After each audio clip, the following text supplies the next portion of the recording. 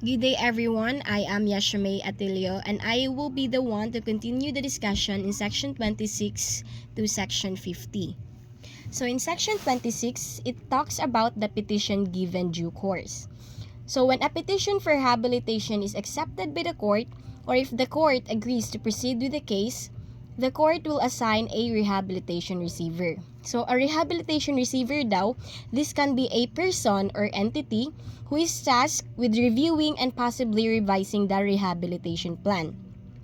And ang kaning rehabilitation plan, mao ni ang plan nga nag-details on how the debtor plans to recover financially and pay off their debts. The rehabilitation receiver must then submit the revised or new plan to the court within 90 days. And if any disputes arise regarding the plan or the overall rehabilitation process, the court can choose to send the dispute to arbitration or another alternative dispute resolution method. So this means that instead of going through the regular court process, the parties involved might try to resolve the issue faster and more fairly using other means as allowed by Republic Act number 9285 or the Alternative Dispute Resolution Act of 2004. Section 27, Dismissal of Petition. If the petition for rehabilitation or the request for financial rehabilitation is dismissed by the court under the rules in Section 25B, the court has the power to order the petitioner or the person or business who filed the petition to pay damages to the creditors or debtor, or the party involved in the case. This means that if the petition is dismissed because it was not valid or was filed improperly, and the filing of the petition caused harm to someone, like the debtor or the creditors, the person who filed the petition may be required to pay for the damage caused. And the amount of the damage would depend on how much injury or harm was caused by the filing of the petition. Section 28 tackles about who may serve as a rehabilitation receiver. A rehabilitation receiver can be a natural person or a juridical person. Natural person like an individual and a juridical person like a business or an organization. However, if the rehabilitation receiver is a juridical entity like a company or organization, it must appoint a natural person or individuals to represent it. These individuals must meet all the necessary qualifications and have no disqualifications to serve as the representative or representatives of the rehabilitation receiver. In addition, both the juridical entity and its representatives are jointly responsible for all obligations and duties of the rehabilitation receiver. So this means that if something goes wrong, both the company and its appointed individual or individuals could be held accountable for the rehabilitation process. Section 29 talks about the qualifications of a rehabilitation receiver. To serve as a rehabilitation receiver, a person must meet the following qualifications. Number 1, citizenship or residency. The individual must either be a citizen of the Philippines or have been a resident in the Philippines for at least 6 months before being nominated. Number 2, good moral character. So the person must have a good moral character and be recognized for their integrity, impartiality, and independence. This means that the person should be trustworthy, fair, and free from bias. Third, knowledge and experience. The person must have sufficient knowledge of insolvency laws, commercial laws, and related rules. They should also have relevant training or experience that qualifies them to perform the duties of a rehabilitation receiver effectively. Fourth, no conflict of interest. The person should have no conflict of interest that could affect their ability to act fairly and impartially. However, if a potential conflict of interest exists, it can be waived by a party who might be affected by it, such as the debtor or the creditors, either through a clear agreement or implied understanding. So the rehabilitation receiver must meet these qualifications to ensure that the rehabilitation process is managed by someone qualified, trustworthy, and without personal biases. Section 30, Initial Appointment of the Rehabilitation Receiver. So first, court's initial appointment. At the beginning, the court will appoint a rehabilitation receiver. This person may or may not be one of the nominees suggested by the petitioner or the person or business that filed the petition for rehabilitation. So second, nomination by creditors and debtor. During the initial hearing of the petition, the creditors, those who owed money, and the debtor, the one seeking rehabilitation, who are not petitioners, can nominate other people to be the rehabilitation receiver. Third, court's discretion to appoint. After considering the nominations, the court can either keep the initial receiver it appointed or choose someone else, who may or may not be one of the nominees suggested during the hearing. Fourth, special case for securities market participants. If the debtor is involved in the securities market, such as stocks or investment, the court will prioritize the nomination from the appropriate securities or investor protection fund. Fifth, nominee of creditors. If more than 50 of the secured creditors, those with legal claim to specific assets, and the general unsecured creditors, those with no specific claim to assets, nominate a qualified person to be the rehabilitation receiver, and the court is satisfied with the evidence, the court will appoint the nominee chosen by the creditors. Section 30 ensures that the right person is chosen to manage the rehabilitation process with the input from both the debtor and the creditors. Section 31. Powers, duties, and responsibilities of the rehabilitation receiver. The rehabilitation receiver is considered an officer of the court and has several important duties and responsibilities to ensure that the debtor's assets are preserved, the debtor's rehabilitation is feasible, and that the rehabilitation plan is properly prepared, recommended, and implemented. So the rehabilitation receiver main duties are to preserve and maximize the value of the debtor's asset during the rehabilitation process, to evaluate whether the debtor can be rehabilitated successfully, to prepare and recommend a rehabilitation plan to the court, and implement the rehabilitation plan once it is approved by the court. So those are the main duties of the rehabilitation receiver. So the specific powers, duties, and responsibilities of a rehabilitation receiver are to verify the petition, check the debtor's assets, check the debts and liabilities, evaluate claims against the debtor, take control of assets, recover debts and property, access information, recover fraudulent transfers, monitor business operations, hire assistants, prepare and review the rehabilitation plan, implement the plan, assume management powers, exercise other powers, and submit status reports. So in this part is all about management control. Unless appointed by the court, as per Section 36, the rehabilitation receiver does not take control of the debtor's management. However, they can recommend the appointment of a management committee to help manage the debtor. Section 32, removal of the rehabilitation receiver. A rehabilitation receiver can be removed by the court at any time. This can happen on the court's own initiative or motu proprio, or upon a request by creditors holding more than 50% of the debtor's total obligations or the total amount of the debt the debtor owes. The court can remove the rehabilitation receiver based on certain grounds, which include the following reasons. First, they aren't doing their job properly, or incompetence or negligence, don't have the specific skills needed for the case, engage in illegal activities, fail to meet the required qualifications or have disqualification, develop a conflict of interest after being appointed, and show they aren't acting independently which harms the stakeholders involved. So, ang Section 32 kay nag-ensure ni siya nga ang rehabilitation receiver is qualified, independent, and fair to handle the rehabilitation process. Section 33, compensations and terms of service. The rehabilitation receiver and their team, like employees or contractors, are paid for their work, and the court has to approve how much they get paid after a hearing. before the court's approval, they can still receive a reasonable payment based on the work they've already done.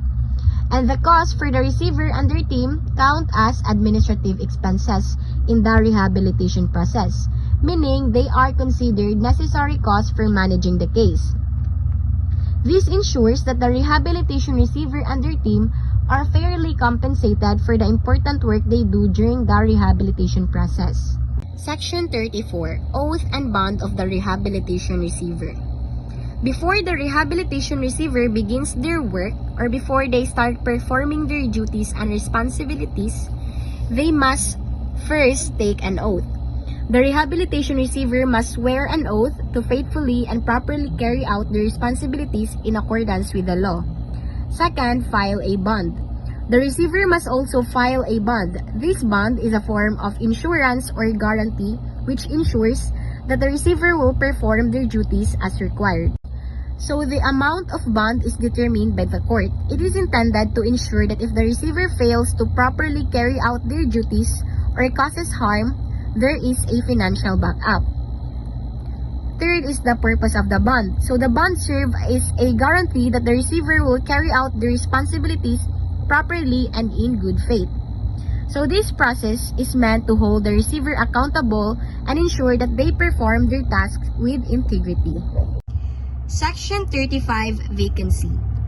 If the position of the rehabilitation receiver becomes vacant for any reason, such as removal, resignation, or any other cause, the following steps will take place. First, nomination of new receiver. The debtor and the creditors must submit the names of their proposed nominees for the position of the new rehabilitation receiver. These are the people they think would be qualified to fill the role. Second, court's appointment.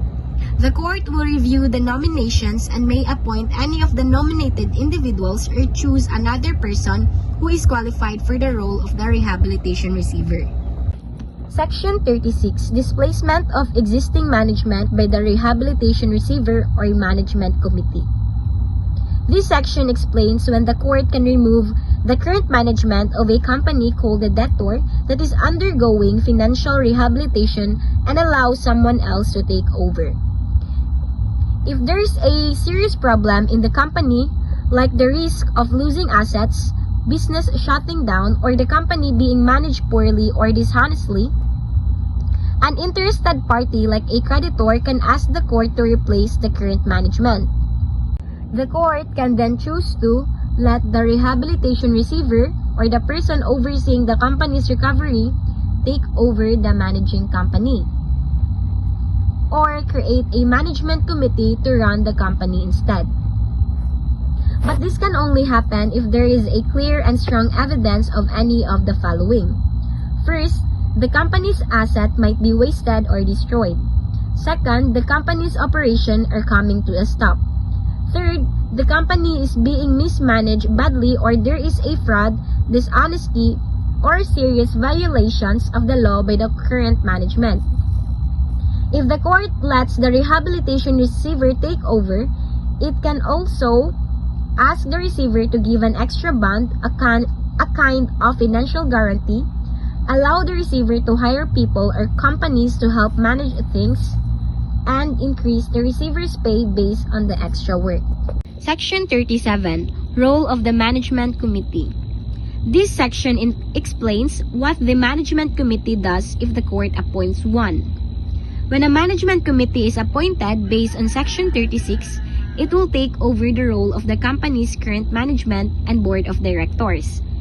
That means that the committee will now be the one running the company instead of the original owners or managers. The committee members are considered officers of the court, meaning they must act fairly and in best interest of everyone involved, like creditors and the company itself. The exact powers and responsibilities of the management committee will be based on the rules of procedure. These are the guidelines set by the court or the Supreme Court. Section 38. Qualifications of members of the management committee. This section talks about who can or cannot be part of the management committee. The rules will decide what qualifications are needed and who are disqualified to become a member of the management committee. This rule will consider the type of business the company is involved in, The need to protect the interests of everyone affected, like the creditors, employees, and even the owners. This ensures that only qualified and fair people are chosen to help manage the company during rehabilitation. Section 39, Employment of Professionals. This section explains the rehabilitation receiver or the management committee can hire experts to help them do their job, but only with the court's approval, and after a proper notice and hearing. So, in simple terms, if needed, the rehabilitation receiver or management committee can hire professionals daw, like accountants, lawyers, auditors, or business consultants, to help manage the company during its rehabilitation. So these professionals can be hired either as employees or independent contractors depending on what is needed. The qualifications and disqualifications for these experts will also be based on the procedural rules, depending on the type of business, and to make sure the interests of all parties, like the creditors, employees, owners, and etc., are protected. Section 40, Conflict of Interest. This section makes sure that the rehabilitation receiver, the management committee members, or anyone they hire must be independent and fair. They cannot have a conflict of interest, meaning they shouldn't have any personal or business ties that could affect their decisions. A conflict of interest exists if the person A is a creditor, owner, partner, or stockholder of the company. B owns or works for a competing business. C was a director, officer, owner, partner, employee, auditor, or accountant of the company or any creditor within the last 5 years. D was an underwriter of the company's security within the last 2 years. E is related by blood or marriage within fourth civil degree to any creditor, owner, or key person in the company. F has any other personal or business interest in the company or any of its creditors. So what if someone has a conflict of interest? They must disclose it to the court or to the creditors. A party affected by the conflict can object to that person's appointment. But if that party unfairly refuses to waive their objection, the court can still allow the appointment if it believes it is in the best interest of everyone involved. Section 41, Immunity.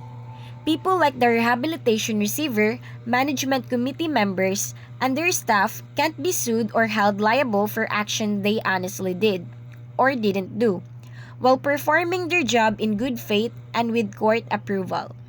Section 42 talks about the creditors committee.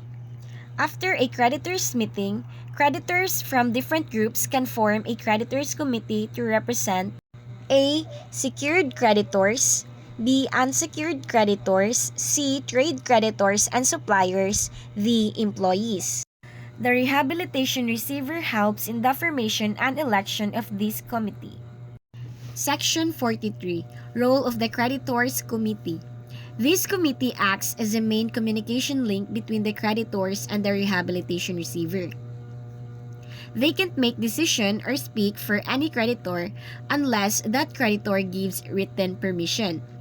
The court or the receiver may assign them other tasks to help with the rehabilitation process. Section 44 talks about the registry of claims.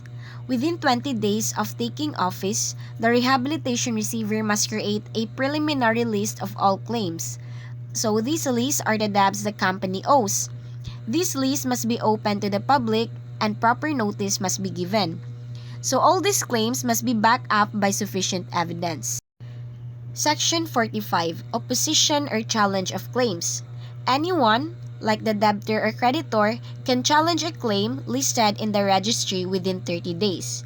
After that period, the receiver will submit the final list of uncontested claims to the court. So here in Section 46, which is all about the appeal, if someone disagrees with the receiver's decision on a claim, they can appeal it to the court. Section 47, Management. The company's original management stays in place unless otherwise provided by the law, but any money movements or sale of company property must be approved by the rehabilitation receiver or court. Section 48. Use or disposition of assets. The company can only use or sell its asset in two cases. First, if it's part of the normal business, and second, to pay for rehabilitation-related expenses. Section 49. Sale of assets. The court may allow the sale of unencumbered, not mortgaged or pledged property if it's perishable or costly to maintain or its value is quickly going down. Section 50. Sale of encumbered property or third-party assets. The court may also approve the sale of mortgage or secured property or property owned by others but held by the company if it's necessary for business to continue and the company arranges for replacement security to protect the creditor or owner's right. If the company has permission, like in trust receipt or consignment arrangements, it can sell property as long as security is maintained. No criminal liability will arise from selling property under this rule.